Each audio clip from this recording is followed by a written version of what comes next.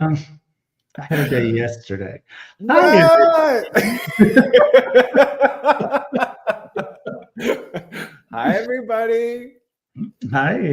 Hello, hello. It's good to see everyone. It is Monday if you're in our part of the world. It is another day if you're in another part of the world. And who knows what day it is if you're watching the replay. That was so prophetic and deep. That is so deep. If Listen, I'm coming with the mysticism on Monday. Don't get me started. I'm here. I'm available. We're doing it. it's Monday if you're in our part of the world, it's another day if you're in another part. You make me sound like I host a children's show. The letter for today is D. Well, how are you, Radleigh? I'm great. Thanks. I'm great. So today we are talking about whether or not you are listening to your life and what your energy might be trying to tell you. And so I was just sort of curious what your thoughts or vibe are about that, because I think I have not been listening. Oh, I think my angels are making me listen. The last 4 nights in a row, I have had the wildest, craziest, totally like my therapist today was like, what? For my dreams, the last 4 nights in a row. And I'm like, I don't even know. It's like, I haven't looked to see what's going on in the sky, but literally my dreams are bananas. And do they make sense? Like, are you the character in your dreams, or are they totally obtuse and have nothing to do with like your current reality? I'm still trying to figure it out because they're so ridiculous. I mean, it's like, imagine Heather Hildebrand in a pink gingham 1960s dress with a black wig this tall. I'm there. She's texting you now. No, but she was a few minutes ago. I mean, honestly, it's like I'm like, because I really believe in dreams. I believe in them for a lot of reasons, but it's like my subconscious is trying to get some messages to me, and I don't know what they are. Well, it's interesting that you talked about bringing it into therapy, because one of the things that I was thinking about this morning, and a pattern that I see in my own energy and in the energy of clients, is that when we start feeling uncomfortable or strange, or there's a repetitive energy pattern, a lot of people immediately go to fixing the situation versus listening to the situation, which is a big, and so the fact that you're having these sort of like unique, crazy, whatever the adjective you want to use, dream is, and you bring them into therapy to dissect it, is sort of exactly the topic today. Sometimes I think we are too quick, well, maybe I should speak for myself. Sometimes I feel like I am too quick to run from something that I don't understand or is uncomfortable before asking my soul, my heart, my energy, my angels, like, what's the message here? What are you trying to say to me? My therapist would tell me to lay off of the asking the questions, because literally it's like, he's like, so why are we talking about all these dreams? What are you trying to get out of this? I'm like, my subconscious is talking to me. I want to understand what. And he's like, yeah. Just live in your emotions for a minute. Do you have to analyze everything? Well, I don't. It's interesting. That's interesting because I don't see that as analyzing. I see that as being a seeker and being curious. I mean, analyzing is dissecting. But, if my dreams are really vivid, I have to ask myself, like, what energy might be lingering that I haven't processed? What's the message behind the dream? So not just why I'm your therapist, but I'm on the rad side of this equation. No. I think he's just trying to get me to like chill out a little bit. And so, but it's like for me to have these crazy off the chart, they feel like they took 2 hours, they are in ridiculous detail, dreams that are super vivid. To me, that is really my subconscious knocking at the door. Knock. I agree. So when that happens to you, or when that happens to you just because you see 444 87 times, or life just isn't going the way you want it to go, it's like, we have to stop and listen. I agree. And it's funny to me because I normally associate listening with like meditation or prayer or pulling an oracle card. And those can be moments of sitting down and listening and being really conscious. But I also have this sort of like expansive point of view where I think of conscious listening. And I mean that literally with clairaudio. And I know most people sort of associate me as clairvoyant, which is true. I see color and energy. But sometimes when I need to go a little bit deeper, I do this conscious listening thing where I listen to the words of the people around me and how they affect me. I listen to music, I listen to sound, but there's something about like listening to like what the universe is trying to whisper that will shockingly reveal so much to me. And it can be in the most random ways where like one word, you'll say a word and then I'll hear it at the grocery store and then I'll hear it on TV and I'll hear it in a podcast. And it's like the universe is picking that word to be like, you need to recharge, or you need to be more authentic, or you need, it's so like, and it will start to linger and follow me in ways that are sort of not spooky, but festive. Yeah. Okay, festive. I mean, do you remember Pee Wee Herman and the Word of the Day? I just watched his documentary. It was so fascinating. Good. Absolutely riveting, fascinating. But it's like, if we take that for a second and go, the universe has a word of the day. Yeah. You know, and when you hear it, you're supposed to scream.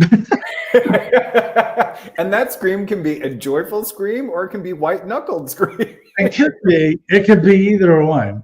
It really could. It could be. I could go either way. I don't know. A very curious question. I know a lot of times we talk about talking to your angels and getting information. Do you ever talk to your aura? No. Homework.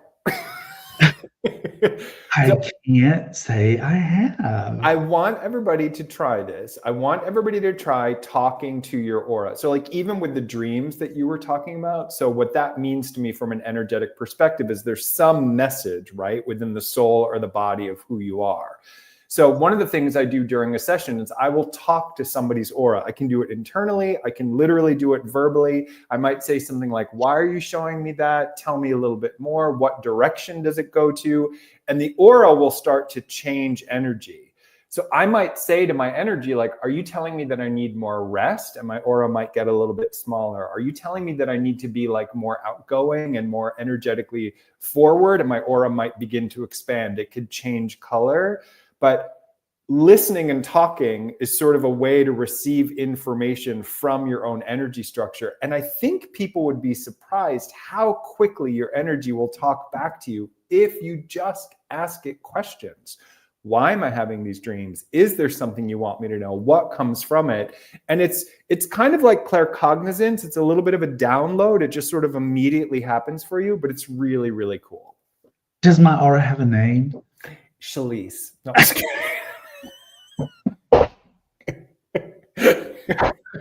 okay.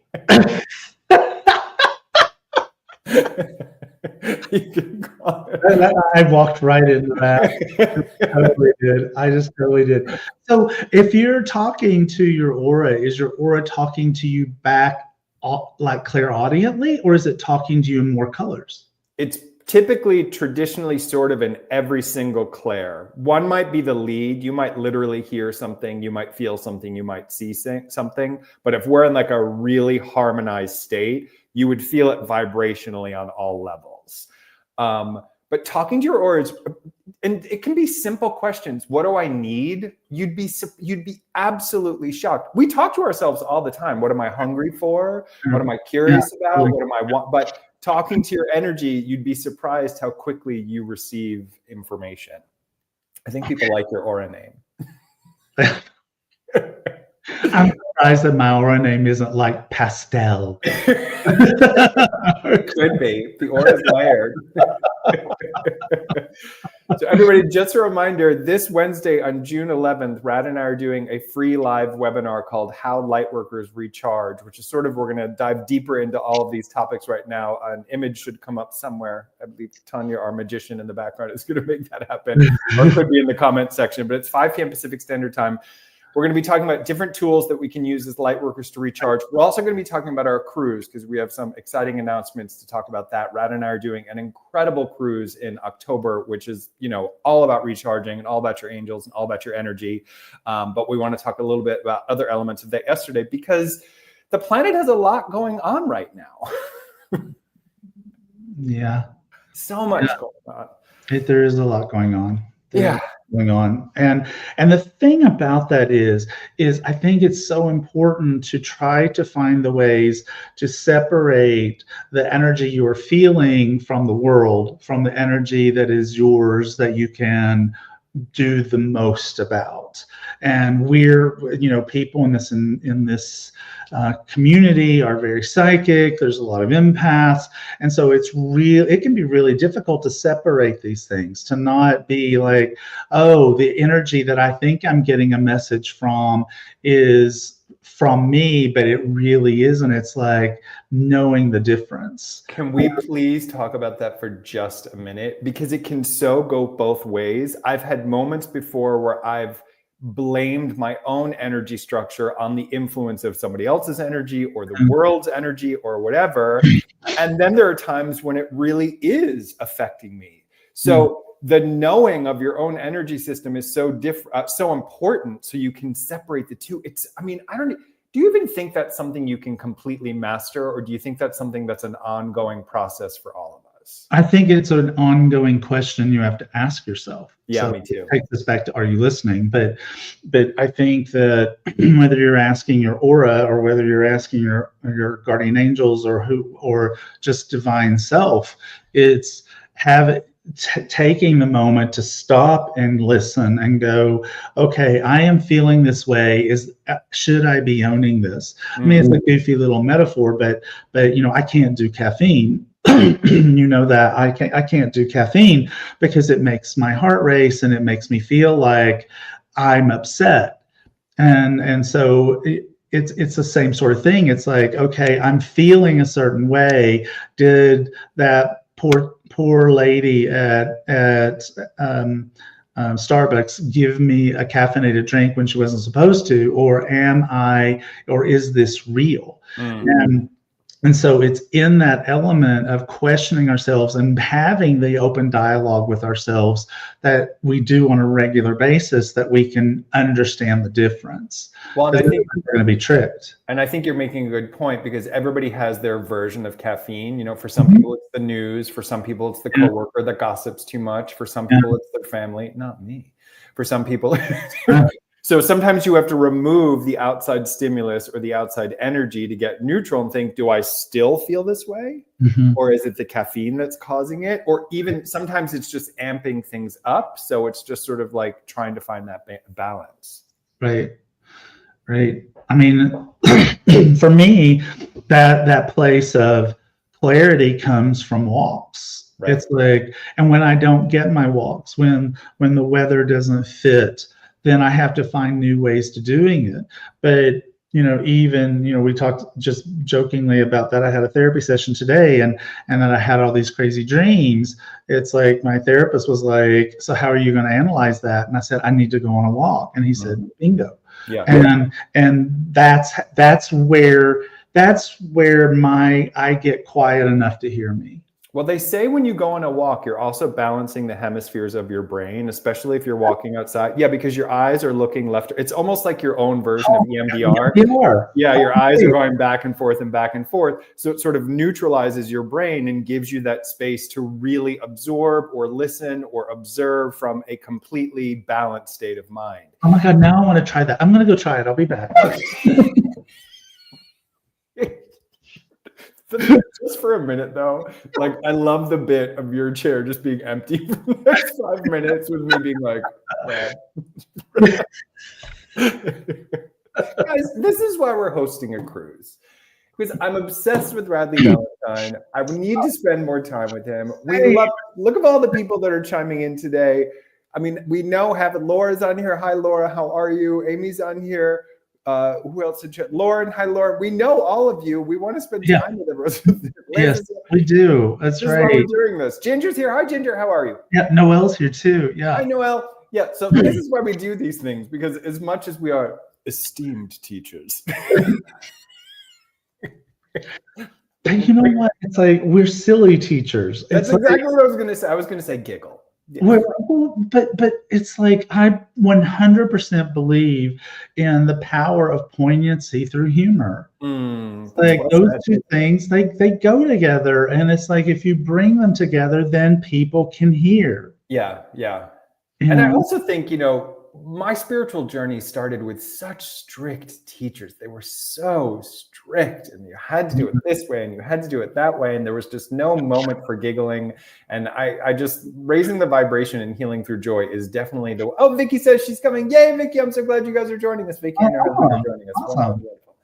All right, well, Loretta, I know you have a meeting. So just to remind everybody, on June 11th, we are doing a free webinar called How Light Workers Recharge. And guys, don't get it twisted. If you're a light worker, it does not mean you work part-time for the universe. Yes, it basically means you're a conscious person who's curious, who's a seeker, who meditates in some way and, is curious about healing work. But we're going to be talking about, in today's world, how you can recharge, different tips that you can use. And it's going to be some simple stuff like the walking tips that we just gave. It's going to be how to use your angels and your auras to connect to yourself energetically. And it's going to be 5 p.m. Pacific Standard Time. Any final thoughts, Rad? Listen. Listen. Listen to yourself. All right, Rad. Well, I adore working with you. I can't wait to teach with you Wednesday live. And we're sending love and light to everybody. And go take a walk. If there's one thing you can do today, go take a walk, reset your brain. Yeah. And if you're at home and walking in is available right now, you can always just put your arms around yourself, tap back and forth, and and talk to your aura. That's right. Name. And tell me what she says. Yes, that's right. All right, everybody. Have a great day. Bye.